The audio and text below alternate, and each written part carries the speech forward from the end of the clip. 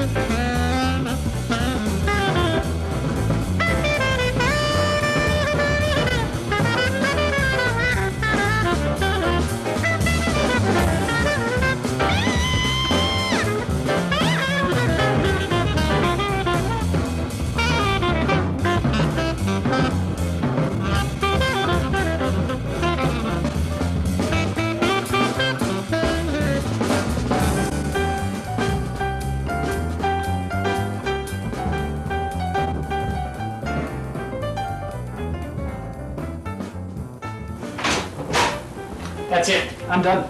I'm not working there anymore. Pups? I'm done with them. That's it. Heard this before. Shut up. This time it's for real. I'm not going back. Not going back. What happened? Okay, Mrs. Jones, right? B. Arthur's butt, as I like to call her. I thought she was kind of attractive. But you would. No offense. So she doesn't want us to bring Pop in the AV room because all the video. I'm sorry. She's so touchy. Because the AV equipment in the room, and they don't want it get spilled on, right? I'm sensitive to AV, the needs of video equipment, You're a sensitive 90s guy. I'm a filmmaker, I'm up with that. Okay, so I'm thirsty, right? So I go and get a Pop, and I think, I better not be standing out here getting caught drinking. I better take it in with myself so I'm actually doing work, right? Because I was supposed to be in the room doing, whatever it was I was doing. So I went in, and I took the Pop with me, and I thought, I'll just keep it to myself. No one will ever have to know. I put the Coke on the little stand thing. It was, relatively far away from all the video equipment. And that jerk, Terrence, comes in and like... The one with the squeaky voice? And he just knocks it off all over the video equipment. Bastard. Yeah. I mean, practically sparks flying. Okay, then he runs away, and he doesn't get in trouble for knocking it over. No. I get in trouble from you-know-who because I brought the Pop into the who, of course. Yeah. The butt lady. The butt lady. So, anyway, I'm done. I told her I'm not coming back. I'm not going to take this kind of abuse anymore. Now I need a job. So what are you going to do? I don't know yet. That's kind of where you look for women, not really jobs. I'm looking for a movie to go to. Escape my problems. Thank you. My fault. You can always work for the food service. I don't like the smell. How about being a panhandler?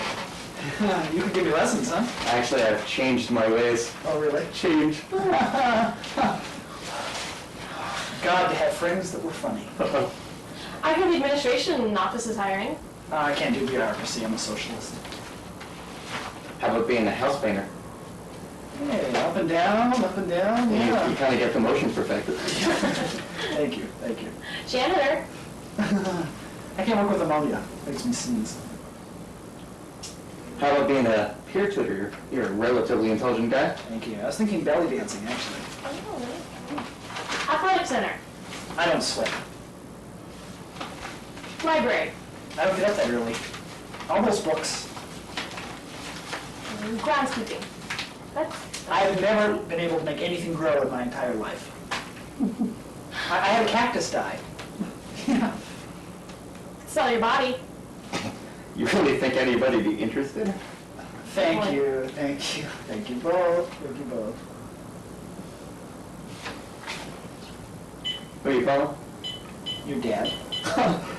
He's kind of done with the whole student sex thing, actually. He's kind of going back to my mother now. That's not what I heard. Why do you need the money anyway? It's a long story. Actually, it's not a long story. In fact, it's a very short story. I was meeting with Alex Reinhold III. Alex is an 8th-year senior with a truckload of cash. His father sold his soul to the devil when the rates were still good, and now Alex gets a nice fat check from several cults at the end of each month. He also has a busy schedule of speaking engagements. A humanities, biochem, econ, religious studies major with a music performance, art history, French minor, Alex likes to think of himself as a philanthropist, which is fine as long as you forget where the money comes from. Not that it bothers everybody, like me, for instance. You see, Alex funds my filmmaking projects. Or I should say he usually funds my filmmaking projects. Did you like it? I didn't like it. You didn't like it? Yeah, I didn't like it. Well, what didn't you like about it? Let's see, everything. You didn't like anything about it? This is the most realistic stuff I've ever written, Alex. Yeah, but that's the problem. It's not wacky. Well, I know, I was specifically trying to get away from wacky. But all your stuff was wacky. I know I've had some wacky things in the past. There have been one or two. It would have been a little... Yeah, and you were great. Well, what's wrong with that? Well, I was just trying to do something a little more realistic, a little more true to, the way we really live. And, like, it's funny, and it's fresh, and it's original. Well, okay, I've got an idea. Okay, what about my idea? I don't... Okay, it's okay, not- but listen to this. Okay. You think you were this. Good luck. You reenact Civil War. Chimpanzees and midgets. I don't like that idea. I like my idea. I like the script that I have now. I'm ready to go on it. The campus is going to love it. It's great. I don't like wacky. What did you say? I said I don't like wacky. What did you say? I don't like wacky, Alex. I don't want to do wacky anymore. I'm tired of wacky. Are you a communist? No, I'm not a communist. I think you're a communist. I'm not. Calm down. I'm not. You're a if I- communist, aren't you? No, it has nothing to do with me You're a not wanting to do wacky. Hey, hey, hey, he's a commie. He's a commie. Why? Just stop making... You're a commie, aren't you? Why? I just... You're an American, you're a commie. You're a... Quiet. I just don't want to do wacky anymore. Alex. It's not got anything to do with my political views. I just don't want to do wacky anymore.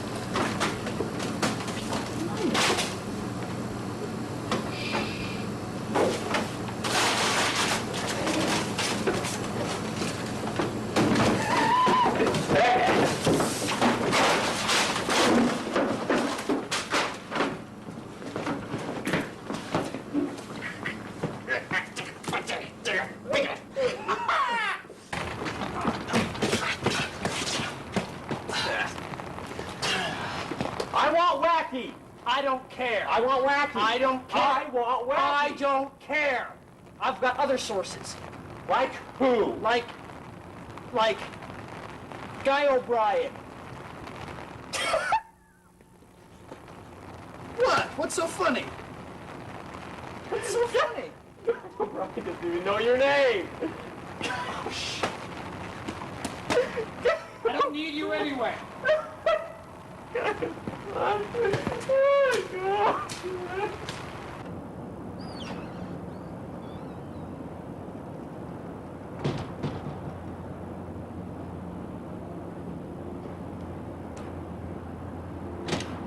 Mom, what up?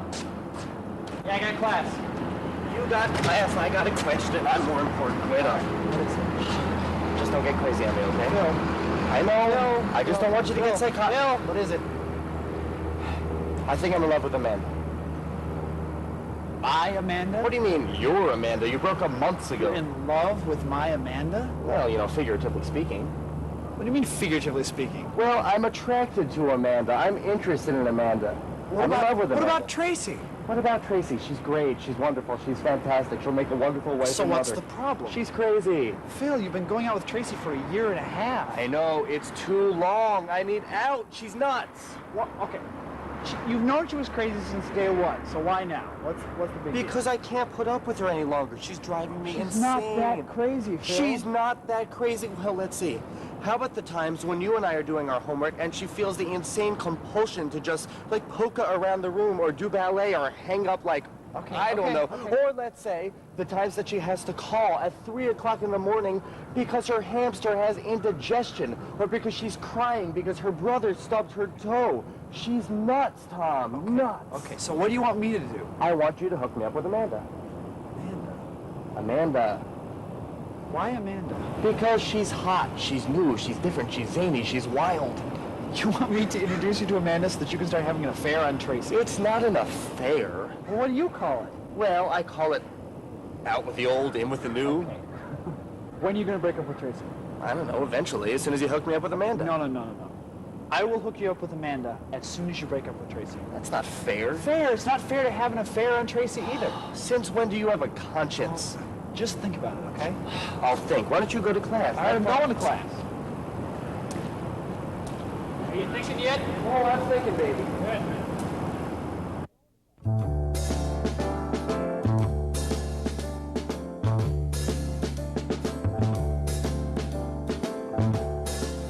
The heart of the issue, human sexuality. It is that driving force which triggers every response in us as human beings. For instance, I can't walk past a meter maid without thinking of having my way with her. Now, that may not be your particular kink, but think of it as an example. I mean, here's this woman who's employed to penalize me for poor judgment of parking, and all I can think about is taking her in the back of her meter mobile. Pretty sick, isn't it? But that's the way that we all operate on a daily basis. Now, we really need to get to the root of this, so I want you to pair off in groups, guys and girls, of course, and I want you to really delve into your inner feelings about your sexuality. And I want you to just kind of brainstorm what human sexuality means to you. Now, don't worry about your classmates reading this. I'll be the only one reading it. But really get into it. I want to see some feeling in these papers, folks. Let's explore that human sexuality. Amanda? I really want you to really I can't delve talk to down Amanda. into I couldn't talk to her if I wanted to. Not that I do, but I couldn't. And your I just couldn't. Your groups will be the only ones that read it. Okay, I can see that you're going to need some more background here. I think this will really get I dated Amanda for a semester last year. We met at the university bistro. I was there having a cup of coffee and reading over a script I just finished. I have this habit of going to the bistro to edit my writing. It's as close as I get to bohemian. I don't even like coffee. It's not a caffeine thing, I just don't like the taste. Anyway, I was sitting there alone when this girl walked in. She was very crisp. She was like one of those napkins at a restaurant that they have on the plate when you sit down. The ones that look like little tents. You know how you don't want to touch them because they're so nicely folded? You're thinking, how can I wipe my mouth on this? It's like a piece of art. It'd be like blowing your nose on the Mona Lisa. Well, anyway, she was sitting there with this guy from my philosophy class, a real jerk who thought he was next to Nietzsche. He was always, God is nothing, we are nothing, nothing is nothing. Made you want to convert to Catholicism. But anyway, what did they do? They started playing chess. I had to have her.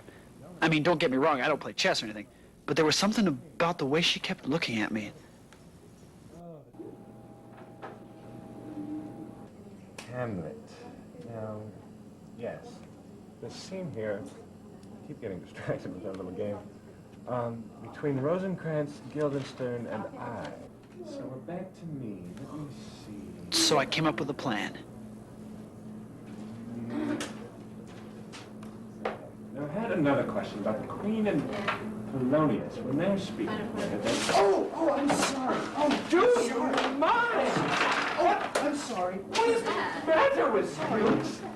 Get away from me! I'm sorry. Do you know who I am?